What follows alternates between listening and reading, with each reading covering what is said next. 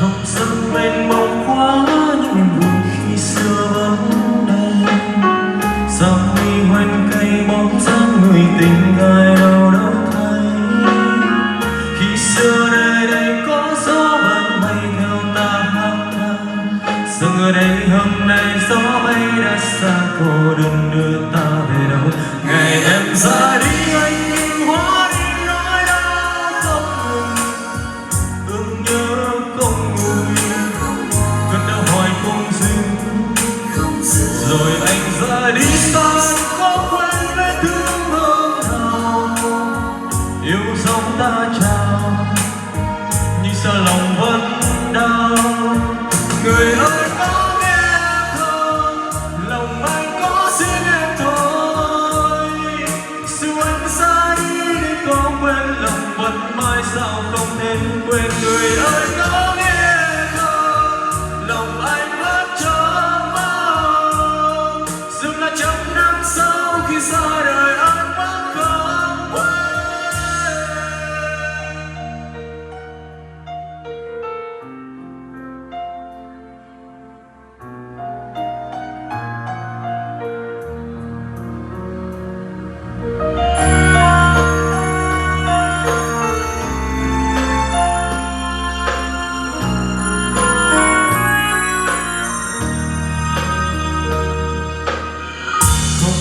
Mênh mông quá những niềm vui khi xưa vẫn đây.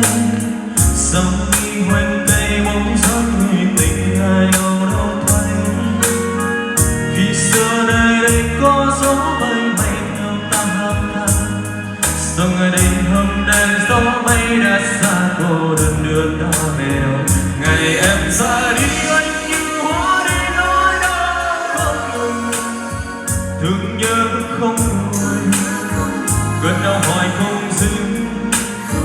Rồi anh ra đi xa nơi có quên vết thương hôm nào yêu dấu ta chào, nhưng sao lòng vẫn đau.